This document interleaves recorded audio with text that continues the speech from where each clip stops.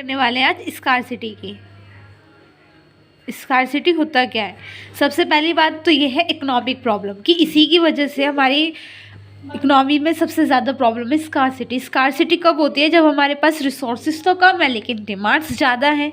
In the sense हम ये कह सकते हैं कि सप्लाई जो है वो कम है और डिमांड जो है वो ज़्यादा है। ठीक है, तो ऐसी स्कार्सिटी में क्या होता है कि जो रिसोर्सेज हमारे पास वो कम है लेकिन डिमांड और उसके यूजेस वो बहुत ज़्यादा है, तो स्कार्सिटी वहीं पे अराइज होती है। स्कार्सिटी के पास बहुत बड़ा टॉपिक है, मैं आपको बता देती हूँ यहाँ से। ये it is a situation when resources available for the satisfaction of our wants are less than resources required.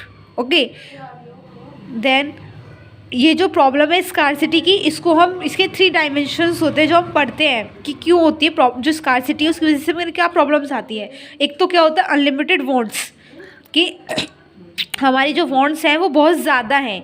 ठीक है, और कोई भी इंडिविजुअल जो हम जानते हैं कि किसी भी एक बंदे की सारी ज़रूरतें तो पूरी नहीं हो सकती। आज हम एक चीज़ चाह रहे हैं और वो अगर कंप्लीट हो जाती है तो हमारी जो अगली ज़रूरत है वो पहले ही तैयार रहती है। ओके, तो ये होता है अनलिमिटेड वांट्स। फिर है लिमिटेड रिसोर्सेज, कि हमारे पास जो रिसोर्सेज हैं वो बहुत ही कम है, तो हम अपनी सारी ज़रूरतों को तो पूरा नहीं कर सकते ना, सारे डिज़ायर्स तो पूरा नहीं कर सकते। अब नेक्स्ट है ऑल्टरनेटिव यूजेस ऑफ रिसोर्सेज, कि एक रिसोर्सेज के काफ़ी सारे यूज़ हो जाते हैं हमारे पास।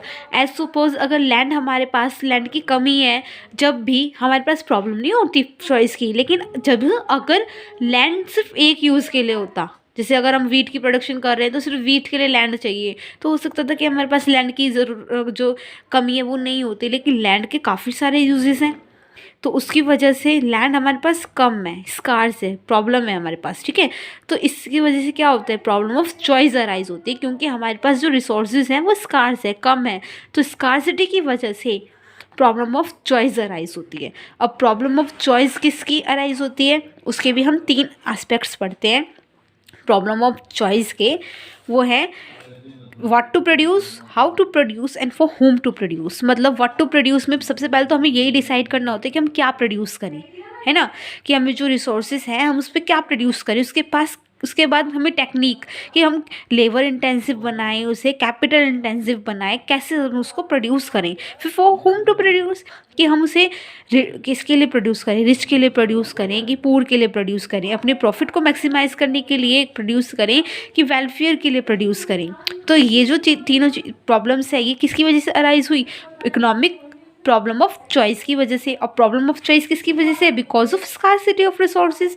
ठीक है, तो ये है। अब जब क्वेश्चन कई बार आ जाता है कि what are the central problems, तो हम यही बोलेंगे problem of what to produce, how to produce, for whom to produce.